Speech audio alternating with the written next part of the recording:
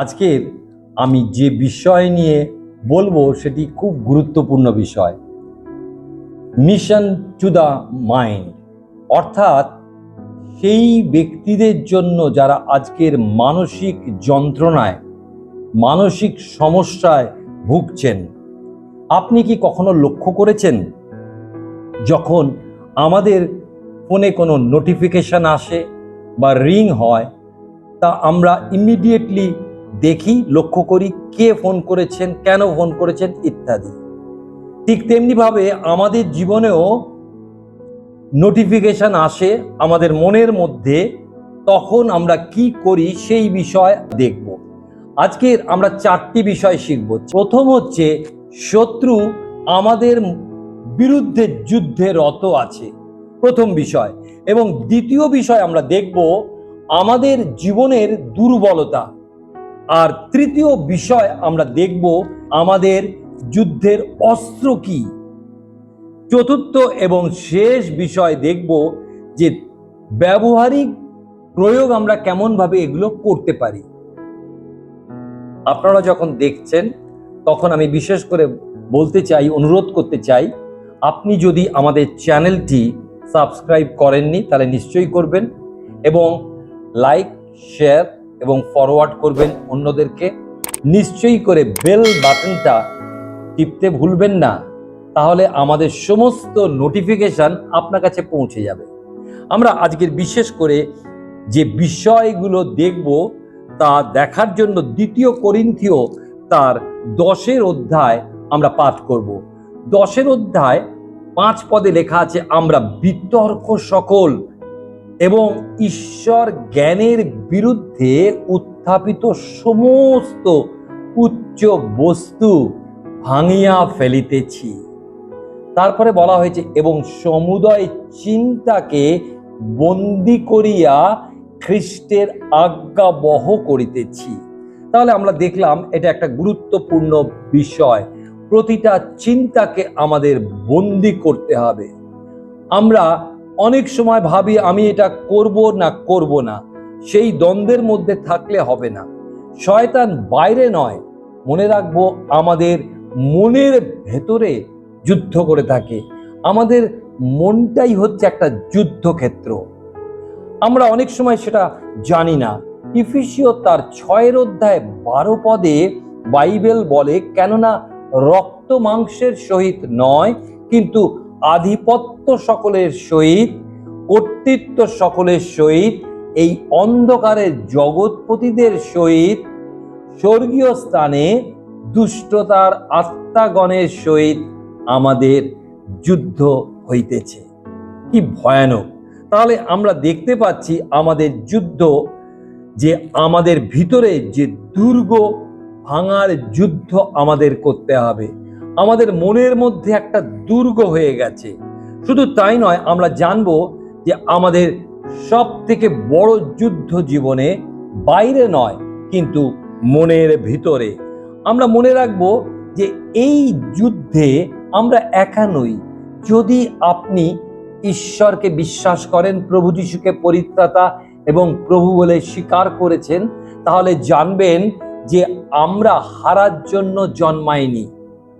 সাধু পৌল রোমীয়দের প্রতি পত্রে বলছেন, আমরা বিজয়ী অপেক্ষা যেন অধিক বিজয়ী হই। কি অপূর্ব কথা আমাদেরকে বলা হয়েছে। তাই আমরা মনে রাখবো ঈশ্বর আমাদের সঙ্গে আছেন। সেই বিষয় আমি পাঠ করে আপনাদেরকে জানাতে চাই। 2 করিন্থীয় তার 2 অধ্যায় 14 পদটি আমরা দেখব। লেখা আছে এখানে, খ্রিস্টে আমরা বিজয়ী, আর ধন্য ঈশ্বর, তিনি সর্বদা আমাদিওকে লইয়া খ্রিস্টে বিজয় যাত্রা করেন, এবং তাহার সম্বন্ধীয় জ্ঞানের সুগন্ধ আমাদের দ্বারা সর্বস্থানে প্রকাশ করেন। 2 বিষয় আপনি দাগ দেবেন। একটা হচ্ছে সর্বদা আমাদেরকে কি করেন? খ্রিস্টে বিজয় দান করেন। একদিন নয়, প্রতিদিন আমাদের যাত্রাপথে তিনি রয়েছেন। এবং দ্বিতীয় বিষয়, যে তাহার সম্বন্ধীয় জ্ঞানের সুগন্ধ, অর্থাৎ আপনার আমার জীবনের সেই সাক্ষ্য যেন আমরা অন্যদেরকে বলতে পারি। আমি 4টে বিষয় যে বলবো, তার প্রথম বিষয় হচ্ছে যে শত্রু আমাদের বিরুদ্ধে যুদ্ধে রত আছে। আমরা দেখব যে আমাদের শত্রু কে। আপনি এখন প্রশ্ন করতে পারেন, আমাদের মনে যুদ্ধ কে করছে? আমরা সেই বিষয় দেখব। সেখানে লেখা আছে এফেসীয় 6:12 সেই কথার উত্তর দেওয়া হয়েছে। কেননা রক্ত মাংসের সহিত নয়, কিন্তু আধিপত্য সকলের সহিত, কর্তৃত্ব সকলের সহিত, এই অন্ধকারের জগৎপতিদের সহিত, স্বর্গীয় স্থানে দুষ্টতার আত্মাগণের সহিত আমাদের মল্লযুদ্ধ হইতেছে। রেসলিং চলছে আমাদের মনের মধ্যে। আমাদের মনের যে যুদ্ধক্ষেত্র সেইখানে হচ্ছে। আমাদের যুদ্ধ মানুষে মানুষে নয়, আমাদের যুদ্ধ বন্ধু বন্ধুর সঙ্গে নয়, প্রতিবাসীর সঙ্গে নয়, সরকারের সঙ্গে নয়, দেশের বিরুদ্ধে যুদ্ধ নয়। এই যুদ্ধ হচ্ছে আত্মিক যুদ্ধ। শয়তান অদৃশ্য, তাকে দেখতে পাওয়া যায় না। যেমন আমরা ঈশ্বরকে দেখতে পাই না, তেমনি শয়তানও অদৃশ্য। কেমন ভাবে? শয়তান তো স্বর্গের দূত হিসাবে ছিল, এবং তাকে যখন এই জগতে পাঠিয়ে দেওয়া হলো তার অহংকারের জন্য, সে কি করেছে? এই পৃথিবীতে সেই আত্মা, মন্দ আত্মা আজকে কি করছে? সমস্ত কিছু নিয়ন্ত্রণ করছে এবং আমাদের বিরুদ্ধে যুদ্ধ করছে। আমরা দেখব আমাদের শত্রুকে দেখলাম। দ্বিতীয় বিষয় হচ্ছে শয়তানের লক্ষ্য কি, উদ্দেশ্য কি, আমাদের জানা বিশেষ দরকার। তার উদ্দেশ্য হচ্ছে আমাদেরকে মন দখল করে নেওয়া। মন দখল করা মানে জীবন দখল করা। জীবন দখল করা মানে আমাদের শরীর দখল করা। শরীর দখল করা মানে আমার পরিবারকেও কি করা? দখল করা। সে একের পর এক দখল করতে থাকে। আমরা দেখি বিশেষ করে একটা শহরের দুর্গ বাইরে থেকে জয়লাভ করা খুব কঠিন, কিন্তু সেই দুর্গের দরজা যদি কেউ ভেতর থেকে খুলে দেয় তাহলে জানবো সহজে যে কেউ প্রবেশ করতে পারে।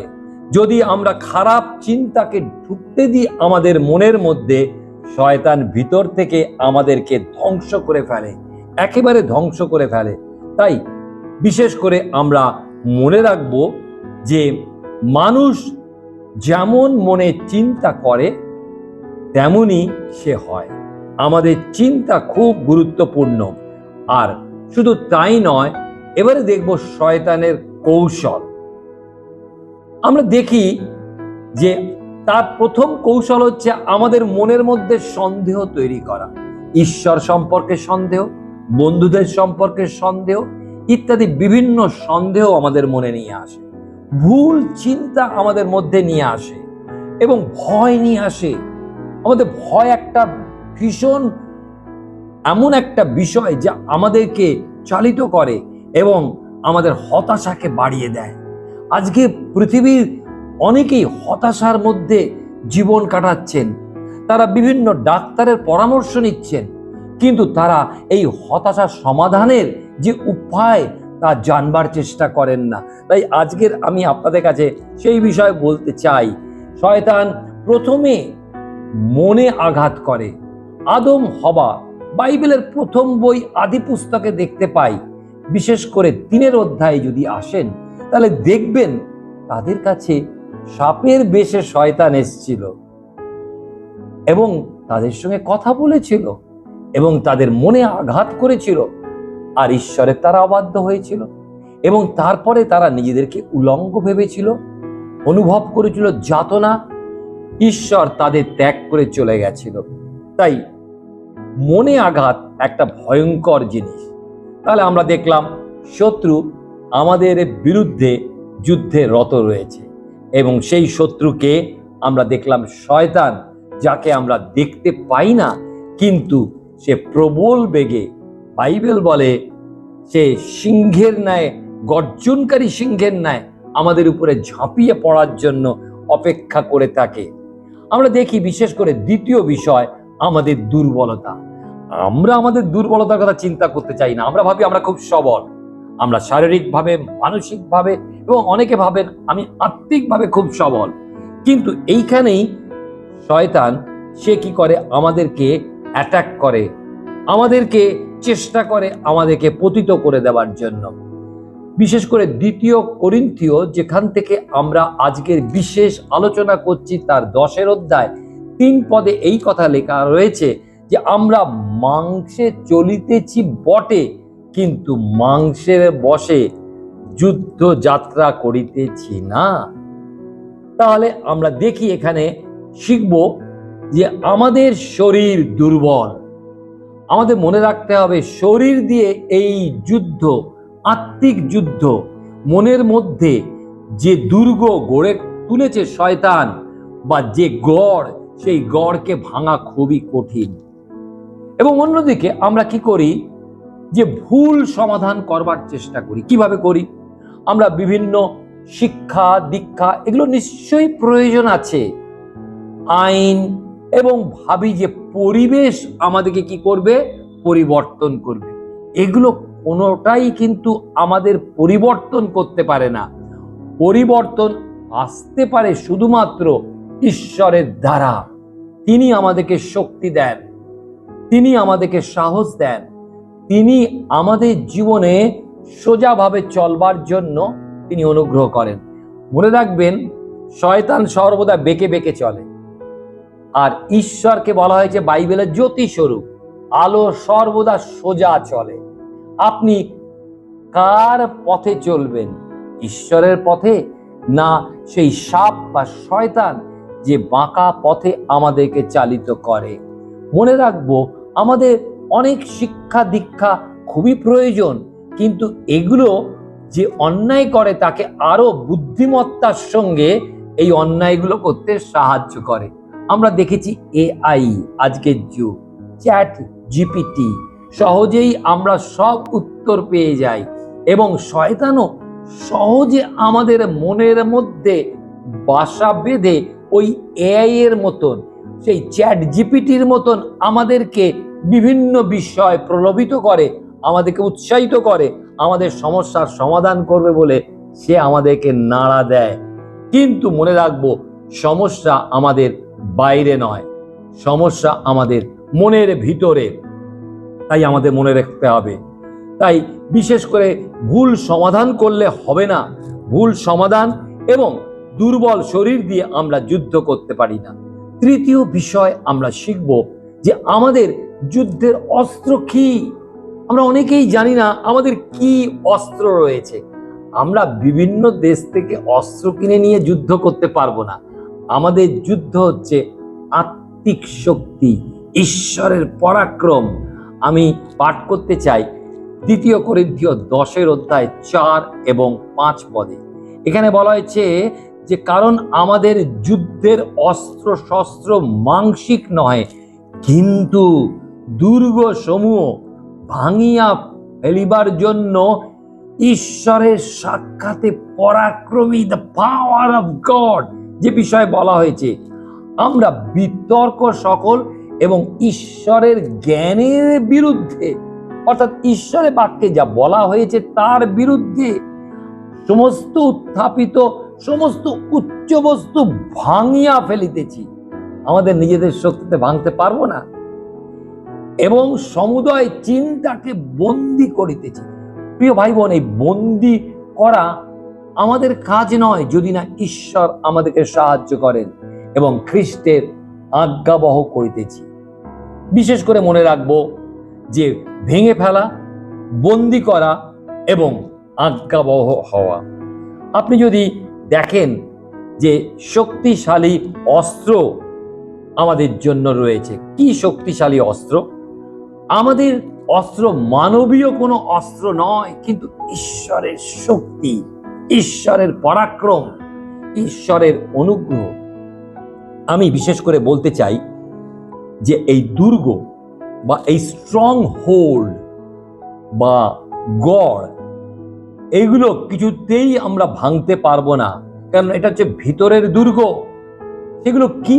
আপনি বলেন ভিতরের দুর্গটা কি? আপনার অহংকার, আপনার মধ্যে ভয়, আপনার মধ্যে হতাশা, বিভিন্ন কুঅভ্যাস আপনার মধ্যে আজকের গড় হয়ে রয়েছে, এবং কুচিন্তা। আমরা কি করেছি? শয়তানের হাতে অস্ত্র হয়ে গেছি।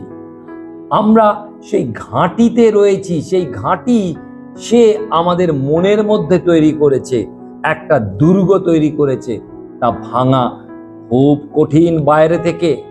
তাই আমরা দেখি আমাদের শুধু শক্তিশালী অস্ত্র নিলেই হবে না, সেই শক্তিশালী অস্ত্র হচ্ছে ঈশ্বর।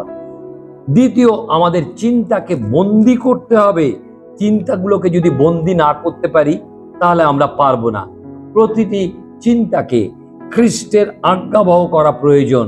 যখন খারাপ চিন্তা আমাদের মনে আসে তখন যেন বলতে পারি, যিশুর রক্তে জয়, তার বাক্য আপনি স্মরণ করুন। আমরা বিশেষ করে 119 গীতে আমরা দেখতে পাই দাউদ বলছেন, তোমার বাক্য আমার হৃদয়ের মধ্যে সঞ্চয় করিয়াছি যেন তোমার বিরুদ্ধে পাপ না করি। কি অপূর্ব বিষয়! আপনাকে আমাকে যদি বন্দি করতে হয় শয়তানের সমস্ত চালকে, তাহলে তার বাক্যের দ্বারা আমাদেরকে করতে হবে। মনে রাখবো, যদি একটা গৃহেতে যদি দরজা না থাকে বা দরজা থাকলে প্রহরী না থাকে, তাহলে যে কোনোভাবে লোকেরা ঢুকে যেতে পারে। চীনের প্রাচীর ছিল চওড়া, উঁচু, ঢোকা খুব দুঃসাধ্য ছিল। কিন্তু আমরা জানি যারা পাহারা দিত তাদেরকে ঘুষ দিয়ে কি করেছিল? শত্রু প্রবেশ করেছিল। তাই আমাদের জীবনে আমরা যদি সঠিক প্রহরী না হই তাহলে আমরা কখন যে হারিয়ে যাব আমাদের বুঝতে হবে। তাহলে শুধু তাই নয়, আমাদের শক্তিশালী অস্ত্র হচ্ছেন ঈশ্বর। আমাদের চিন্তাকে বন্দি করতে হবে তার বাক্যের মধ্যে দিয়ে। তৃতীয়, আমাদের শক্তির উৎস কে আমাদের জানতে হবে। আপনি দেখুন, যিশু আমাদের অধিনায়ক। তিনি যুদ্ধকে জয় করেছেন, তিনি মৃত্যুকে জয় করে বিজয়ী হয়েছেন। এবং আমরা দেখি যোহন তার 12 অধ্যায় 31 পদে তিনি বলছেন, কিন্তু তোমাদের জন্য এখন এ জগতে বিচার উপস্থিত। এখন এই জগতের অধিপতি বাহিরে নিক্ষিপ্ত হবে।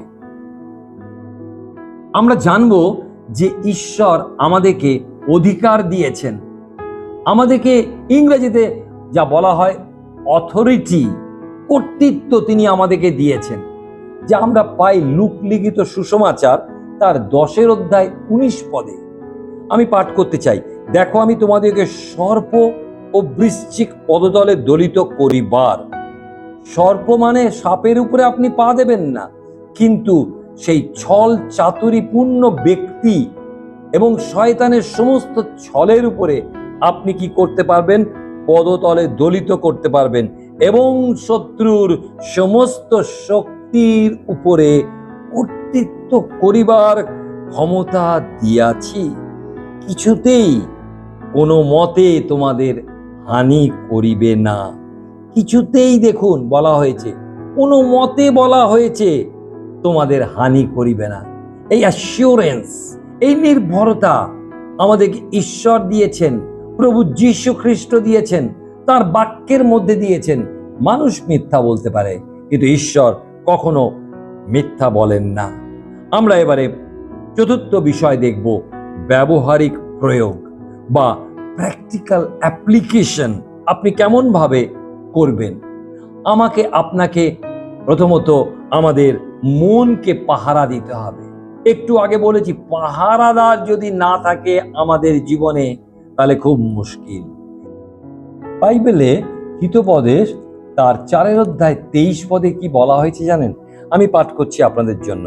সমস্ত রক্ষণীয় অপেক্ষা তোমার হৃদয় রক্ষা করো, কেননা তাহা হইতে জীবনের উদ্গম হয়। তাহলে আমরা দেখতে পাচ্ছি আমাদের হৃদয় খুব ইম্পর্টেন্ট, আমাদের মন খুব ইম্পর্টেন্ট। যেখানটা অধিকার করতে চায় শয়তান, সে চায় আমাদের বিরুদ্ধে গড় তৈরি করতে, আমাদের বিরুদ্ধে দুর্গ তৈরি করতে, যা আমরা ভাঙতে পারি না বাইরে থেকে, কিন্তু ভেতর থেকেই তাকে ভাঙতে হবে। তাই জন্য বিশেষ করে আমাদের মনকে পাহারা দিতে হবে, মনকে পাহারা দিতে হবে। দ্বিতীয়ত, ভালো চিন্তা বেছে নিতে হবে।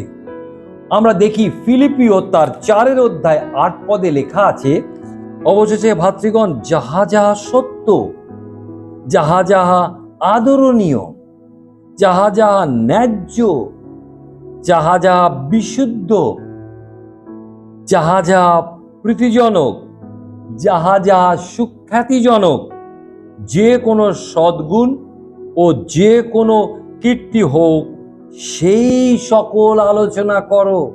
তাহলে কোন বিষয় বেছে নিতে হবে আমাদেরকে বলে দেওয়া হয়েছে। আমরা যেন আমাদের ইচ্ছা মতো বেছে না নিই। তাই আমাদের মনে রাখতে হবে, তৃতীয় বিষয় হচ্ছে মন যিশুর উপরে স্থির রাখতে হবে। কার উপরে? প্রভু যিশু খ্রিস্ট, যিনি আমাদের সেনাপতি, যিনি যুদ্ধে জয়লাভ করেছেন, তার উপরে। বাইবেলের পুরাতন নিয়মে যিশায়া ভাববাদী পুস্তক 26 অধ্যায় 3 পদে অপূর্ব একটা বিষয় বলা হয়েছে। আমি পাঠ করছি, আপনি মন দিয়ে শুনুন। যাহার মন তোমাতে সুস্থির, তুমি তাহাকে শান্তিতেই রাখিবে, কেননা তোমাতেই তার নির্ভর। ও প্রিয় ভাই বোন, কি অপূর্ব! কবার শান্তির কথা বলা হয়েছে? 2 বার, একটা লাইনে 2 বার। তুমি তাহাকে শান্তিতেই রাখিবে। ঈশ্বরের প্রতিজ্ঞা। তিনি বলছেন তার বাক্যে। ঈশ্বর মিথ্যা বলেন না, মানুষ মিথ্যা বলতে পারে। তাহলে আমরা সেই ঈশ্বরে বিশ্বাস করি, যিনি যিশু নাম নিয়ে এই পৃথিবীতে এসেছিলেন। আমাদের পাপের সমস্ত দেনা তিনি শোধ করেছেন, আমাদের পাপকে তিনি বহন করেছেন। মৃত্যুর 3য় দিনে তিনি পুনরুত্থিত হয়েছেন, অর্থাৎ বেঁচে উঠেছেন। মৃত্যুর পরে যে জীবন আছে তিনি প্রকাশ করেছেন। তিনি ঈশ্বর, প্রভু, পরিত্রাতা, ত্রাণকর্তা, তিনি সর্বে সর্বা। এই জন্য আমরা ঈশ্বরের ধন্যবাদ করি। তাহলে শুধু ভালো চিন্তা বেছে নিলে হবে না, শুধু যিশুর উপর আমাদের মন স্থির রাখলেই হবে না, আমাদের খারাপ চিন্তাগুলো কি করতে হবে? বদলে ফেলতে হবে। আমরা খারাপ চিন্তা এলেই যেন আমরা ঈশ্বরের বাক্যকে স্মরণ করি। মনে রাখবেন, আমরা যেমন চিন্তা করি আমরা তেমনই হয়ে উঠব। আমরা যদি মনকে জয় করতে পারি ঈশ্বরের শক্তিতে, ঈশ্বরের বাক্যে, ঈশ্বরের চালনায়, তাহলে আমরা কি হব? আমরা মন জয় করলে জীবনকে জয় করতে পারব। আমি বলতে চাই যে বাইবেলে আমাদেরকে বলা হয়েছে, রোমিও 10 অধ্যায় 13 পদে কি বলা হয়েছে? যে কেউ প্রভু যিশুর নামে ডাকে সেই পরিত্রাণ পাইবে, সেই বিজয় লাভ করবে। তাই আপনি মনে করুন, আপনি একটা এয়ারপোর্টে প্লেন ধরতে যাবেন। এরোপ্লেনে উঠবার আগে সিকিউরিটি চেক হয়। সিকিউরিটি চেকে যদি কোনো রকম ভুল পাওয়া যায় তাহলে আপনাকে কখনোই প্লেনে উঠতে দেওয়া হবে না। সিকিউরিটি চেক খুব গুরুত্বপূর্ণ। ঠিক তেমনি ভাবে আমাদের মনও যেন একটা এয়ারপোর্টের মতন হতে পারে।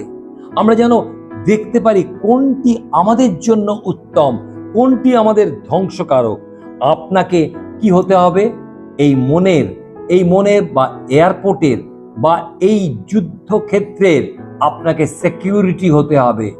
যে কোনো ব্যক্তিকে, যে কোনো চিন্তাকে, যে কোনো ইচ্ছাকে আপনার মনের মধ্যে আসতে দিতে পারেন না। ঈশ্বর আপনার জীবনে মঙ্গল করুন। প্রার্থনা করি। প্রভু, তোমায় ধন্যবাদ দিই যে ভাই বোনেরা যারা তোমার বাক্য শুনছেন এবং শুনলেন, তাদের জীবনে আশ্চর্য কার্য সাধন করো। তোমার রক্ত দ্বারা তাদেরকে ধৌত করো। বিশ্বাসে তোমাকে স্বীকার এবং গ্রহণ করতে এবং তোমার পথে চলতে তাদেরকে সাহায্য করো। যিশুর নামে চাই, আমেন। ডক্টর সরোজ কুমার মণ্ডল মহাশয়ের ইউটিউব চ্যানেলে, এই চ্যানেলের মাধ্যমে আপনি ঈশ্বরের বাক্যের সত্য জানতে পারছেন। যদি এখনো পর্যন্ত এই চ্যানেলটি আপনি সাবস্ক্রাইব করেননি, তাহলে আপনার কাছে আমাদের অনুরোধ, এই চ্যানেলটি এক্ষুনি সাবস্ক্রাইব করে দিন, বেল বাটনটি প্রেস করে দিন। তাহলে আমাদের আগামী সকল ভিডিওর নোটিফিকেশন আপনার কাছে পৌঁছে যাবে এবং আপনিও ঈশ্বরের বাক্যের সত্য জানতে পারবেন। প্রার্থনার অনুরোধ থাকলে স্ক্রিনে দেওয়া ফোন নম্বরটিতে বা ইমেল আইডিতে আপনি পাঠাতে পারেন। ঈশ্বর আপনাকে আশীর্বাদ করুন।